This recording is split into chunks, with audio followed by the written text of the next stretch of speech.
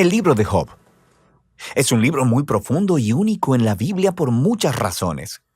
La historia está ambientada en una tierra muy recóndita que está muy lejos de Israel, Uz. El personaje principal, Job, ni siquiera es israelita, y el autor, que es anónimo, ni siquiera coloca la historia en algún momento claro de la historia antigua. Sin embargo, todo esto parece intencional. Es como si el autor no quisiera que nos distrajéramos con preguntas históricas, sino más bien que nos concentremos en la historia de Job y en las preguntas que nacen de su experiencia de sufrimiento.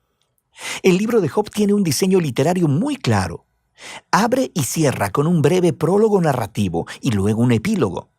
Y la parte central del libro es densa poesía hebrea, que representa conversaciones entre Job y 4 compañeros de diálogo, llamados los amigos. Estas conversaciones concluyen con una serie de discursos poéticos dados por Dios a Job. Profundicemos y veamos cómo funciona todo junto. El prólogo nos presenta a Job. Se nos dice que él es un hombre recto e intachable, que honra a Dios. Es un tipo súper bueno. Y luego, de repente, se nos transporta al reino celestial, y Dios está en una audiencia con su equipo. Es una imagen muy común en el Antiguo Testamento que describe cómo Dios gobierna al mundo. Y entre los seres celestiales está una figura llamada Satanás, que en hebreo significa el acusador o el fiscal. Y es como si estuviéramos viendo la escena de un juicio. Dios presenta a Job como un hombre verdaderamente justo. Y luego, el acusador reta la política de Dios de recompensar a las personas justas como Job. Él dice, la única razón por la que Job te obedece es porque lo bendices con prosperidad. Deja que Job sufra y entonces veremos qué tan justo es en realidad. Y luego, Dios accede a permitir que el acusador cause sufrimiento sobre Job. Ahora, en este momento de la historia es cuando la mayoría de nosotros nos preguntamos, ¿qué? ¿Por qué Dios hizo eso? Y luego, asumimos que este libro responderá a esa pregunta, ¿por qué Dios permite que las personas buenas sufran?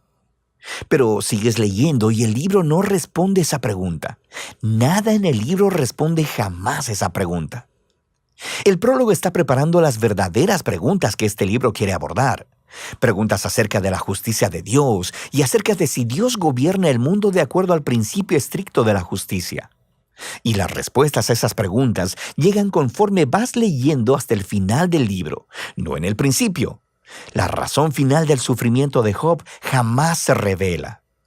Así que el prólogo concluye con el sufriente y aturdido Job, quien es reprendido por su esposa y abordado por 3 amigos que intentarán proveerle sabiduría y consejo. Sus nombres son Elifaz el Temanita, Bildad el Suaita y Zofar el Namatita.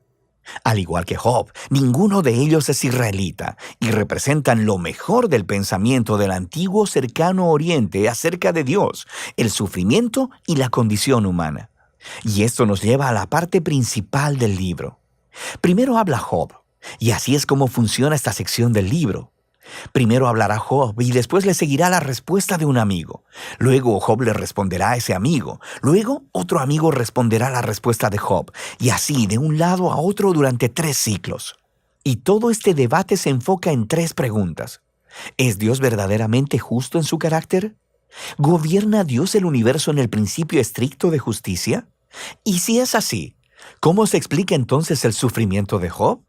Y como veremos, Job y los amigos están hablando desde una enorme suposición acerca de cómo la justicia de Dios debe verse en el mundo, que cada cosa que suceda en el universo debe operar de acuerdo al principio estricto de justicia. Así que si eres una persona buena y sabia y honras a Dios, te sucederán cosas buenas, Dios te recompensará. Pero si eres malvado y estúpido y haces cosas pecaminosas, te sucederán cosas malas, Dios te castigará. Ahora, el argumento constante de Job a lo largo de estos discursos es este. Primero, que él es inocente, así que la implicación de eso es que su sufrimiento no es un castigo divino. Sabemos por el prólogo que ambas cosas son verdad.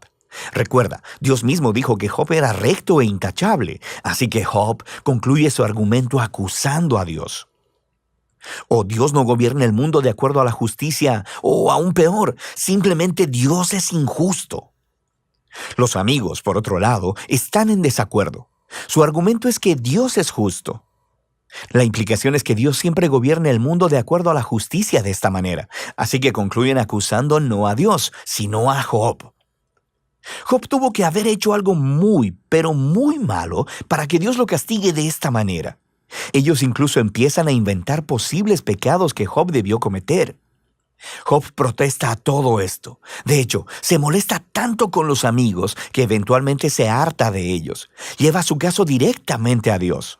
Ahora, algo que hay que tener en cuenta es que Job está en una montaña rusa emocional en estos poemas. Él pensaba que Dios era justo, pero ahora no puede reconciliar esto con su sufrimiento. Así que en algunos arranques, él acusará a Dios de ser un bravucón. En una ocasión incluso declara que Dios ha orquestado toda la injusticia en el mundo. Pero al momento en que pronuncia ese pensamiento, se aterroriza de éste, porque él quiere tener esperanza y creer que Dios es verdaderamente justo. En esta sección, Job está fuera de control. Así que hace una última declaración de su inocencia y luego demanda que Dios se aparezca personalmente para explicarse. Es en este punto que se aparece un amigo sorpresa, Eliú el Busita. Él no es israelita, pero sí tiene nombre hebreo. Y Eliú tiene las mismas suposiciones que Job y sus amigos. Él alega que Dios es justo y que eso implica que Dios siempre opera el universo de acuerdo a la justicia. Pero luego Eliú llega a una más sofisticada conclusión de por qué las personas buenas sufren. Podría no ser un castigo por el pecado en el pasado. Dios podría estar infligiendo sufrimiento como una advertencia para ayudar a las personas a evitar el pecado en el futuro. O Dios podría usar el dolor y el sufrimiento para forjar carácter o para enseñarles lecciones valiosas a las personas. Eliú no pretende saber por qué Job está sufriendo, pero él está seguro de algo. Job está equivocado al acusar a Dios de ser injusto. Job ni siquiera le responde a Eliú, y el diálogo termina. Es como si la sabiduría de los antiguos se hubiera agotado y el misterio permaneciera. Y luego, de repente, Dios se aparece en un torbellino y le responde a Job personalmente. Primero responde a la acusación de Job de que es injusto e incompetente para gobernar el universo. Así que Dios lleva a Job en un tour virtual del universo y le empieza a hacer todas estas preguntas acerca del orden y el origen del cosmos. ¿Estaba Job ahí cuando Dios diseñó la tierra u organizó las constelaciones? ¿Job ha ordenado alguna vez la salida del sol o controlado el clima? Dios tiene sus ojos en todos estos detalles cósmicos que Job ni siquiera ha concebido. Luego, Dios empieza a entrar en detalles describiendo los hábitos de pastoreo de las cabras de montaña y de cómo los ciervos dan a luz o de los patrones de alimentación de los leones y los burros salvajes. ¿Cuál es el punto de todo esto? ¿Recuerdas la suposición de Job y sus amigos acerca de cómo se vería el mundo si Dios gobernara de acuerdo a la justicia? Debajo de esa suposición está una más profunda, que Job y sus amigos tienen una perspectiva lo suficientemente amplia para declarar cómo Dios debe gobernar el mundo. Y la respuesta de Dios con este tour virtual destruye todas esas suposiciones. Primero que nada, muestra que el universo es un lugar vasto y complejo, y Dios tiene sus ojos sobre todo, cada detalle. Job, por otro lado, solo puede fundamentarse en el pequeño horizonte de su experiencia de vida. Su visión del mundo es muy limitada, así que lo que parece injusticia divina desde el punto de vista de Dios necesita ser visto desde un contexto infinitamente mayor. Job simplemente no está en la posición para hacer una acusación tan grande acerca de Dios. Después del tour virtual, Dios le pregunta a Job si le gustaría administrar cada detalle del mundo por un día, de acuerdo al principio estricto de justicia que Job y sus amigos asumieron, castigando cada mala obra de cada persona a cada momento con la retribución exacta. Y el hecho es que aplicar la justicia en un mundo como el nuestro es extremadamente complejo. Nunca es blanco y negro como Job y sus amigos parecen pensar, lo que lleva al punto final de Dios. Él empieza a describir dos criaturas fantásticas, Behemoth y el Leviatán, los cuales algunas personas piensan que son descripciones poéticas de un hipopótamo y un cocodrilo. Pero lo más probable es que se refieran a criaturas bien conocidas de la mitología del antiguo cercano oriente, las cuales se utilizan en otros lugares de la Biblia como símbolos del desorden y el peligro que existen en el buen mundo de Dios. Estas criaturas no son malvadas. Dios, de hecho, está bastante orgulloso de ellas, pero tampoco son muy seguras. El punto es que el mundo de Dios es asombroso y muy bueno, pero no es perfecto y no siempre seguro.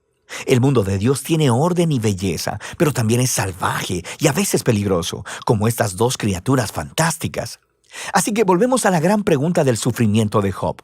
¿Por qué hay sufrimiento en el mundo de Dios? Ya sea que venga de los terremotos, los animales salvajes o de otros humanos, Dios no explica por qué. Lo que Él dice es que vivimos en un mundo extremadamente complejo y asombroso, que por lo menos en este punto no está diseñado para prevenir el sufrimiento. Y esa es la respuesta de Dios.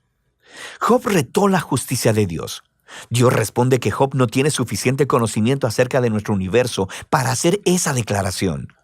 Job demandó una explicación completa de Dios, y lo que Dios le pidió a Job es confiar en su sabiduría y su carácter. Y así, Job responde con humildad y arrepentimiento.